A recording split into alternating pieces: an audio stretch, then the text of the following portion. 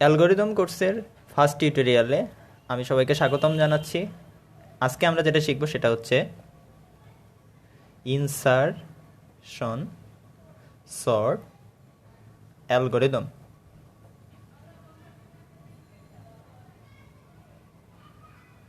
Insertion sort algorithm, যেখানে আমি প্রথমে যেটা সর্ট করব সেটা আগেই দিয়ে দেই। সেটা হচ্ছে আমি জেনারেলি নেই 9 6 5 0 8 2 7 1 3। আমি ইন্ডেক্সিং করে দেই 1 2 3 4 5 6 7 8 9। এখানে ইন্ডেক্সিং আমি 1 থেকে শুরু করছি, যেখানে 0 পজিশনটা আমি নাল ধরে নিছি। এখানে আমার যেটা সর্টিং করতে হবে ইনসারশন সর্টের জন্য আমার যে অ্যালগরিদমটা দরকার সেটা আমি আগে লিখে নিচ্ছি। ইনসারশন সর্ট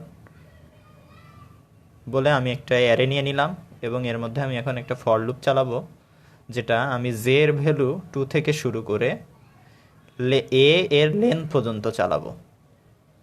জিটিএইচ লেন্থ পর্যন্ত চালাবো, কারণ আমার অ্যারে যতদূর পর্যন্ত আছে ততদূর পর্যন্ত। সেখানে আমি একটা কি ভ্যালু নিলাম, যেখানে আমি অ্যারের জেটা ইনিশিয়ালাইজ করে দিলাম।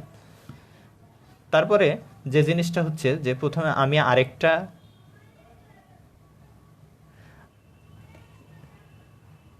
ভ্যালু নিলাম আই, যেখানে আমি আই এর মান জে -1 করে দিলাম এবং এরপরে আমি একটা লুপ চালাবো, সেটা হচ্ছে হোয়াইল লুপ। এই হোয়াইল লুপের মধ্যে আমার কন্ডিশন হচ্ছে যে আই এর মান 0 থেকে বড় হতে হবে অ্যান্ড এ আই এর মান অ্যারের আই এর যে মানটা থাকবে সেটা কি এর থেকে বড় হতে হবে। এর মধ্যে যদি হয় তাহলে আমি লুপের মধ্যে ঢুকে যাব। লুপের মধ্যে কি আমার কি কাজ হবে? সোয়াপিং কাজটা হবে। সোয়াপিং হচ্ছে আমার আই এর মান 1 বেড়ে যাবে এবং আমার আগে যে এ আই এর মানটা ছিল সেটা ইন্টারচেঞ্জ হবে এবং আই এর মান আমার কি হবে এই জায়গায় আসে সোয়াপিং হওয়ার পর আমার আই এর মান 1 কমে যাবে। তারপরে আমি আবার কি করব, আই প্লাস 1 করে দিলাম এবং এর মধ্যে আমি কিটা রেখে দিলাম। এখন আমাদের ইনসারশন সর্টটা কিভাবে হচ্ছে সেটা এখন দেখব। এখানে আমি যে অ্যারেটা নিয়েছি সেটা থেকে দেখি ফার্স্ট ইন্ডেক্সিংয়ে আমার কি ছিল। আই এর ফার্স্ট ইন্ডেক্সিং ছিল আমার 1-এ ছিল 9। সেটা আমার মেইন উদ্দেশ্য না, আমি জে থেকে শুরু করব। জের হচ্ছে যে জের ইন্ডেক্সিং আমি 2 থেকে শুরু করছি। জে ইজুকাল টু যখন 2, তখন আমার কি দেখা যাচ্ছে যে কি এর মধ্যে আমি এটা রেখে দিচ্ছি, কি is equal to a of 2 equal to 6। অতএব আমার কি হচ্ছে কি ইকুয়াল টু 6।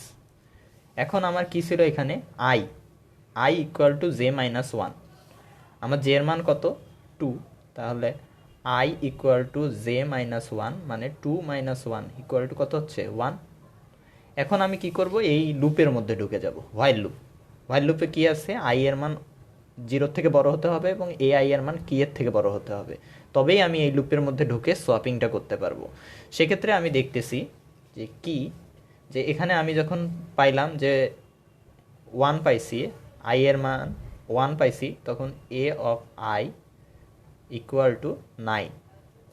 এখন আমি যদি হোয়াইল লুপটার কন্ডিশনটা দেখাইতে যাই, সেক্ষেত্রে আমি কি করতেছি, আই এর মান আমার তো জেনারেলি দেখা যাচ্ছে 1, মানে কি সেটা আমার 0 থেকে বড়।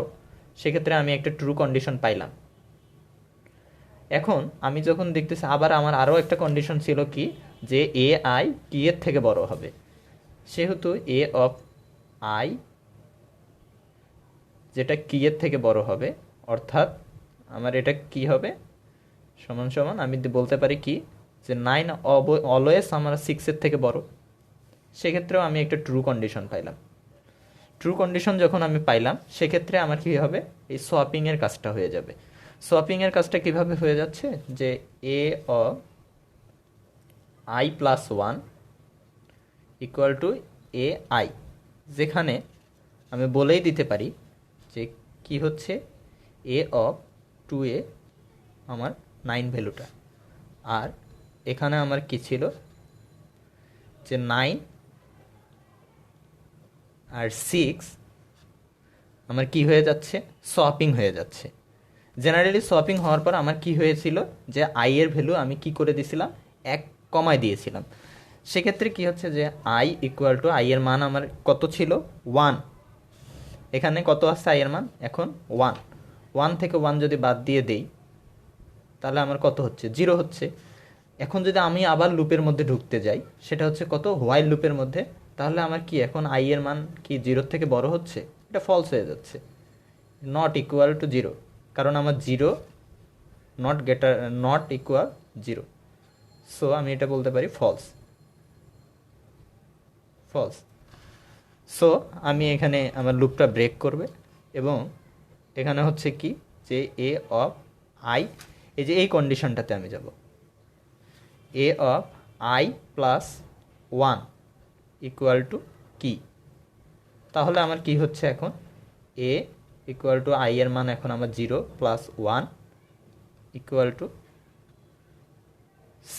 6। অতএব আমি বলে দিতে পারি যে এখন আমার হচ্ছে কত 1 ইকুয়াল টু 6। এখন যদি আমি সিকোয়েন্সটা দেখতে চাই তাহলে সেটা কি হচ্ছে,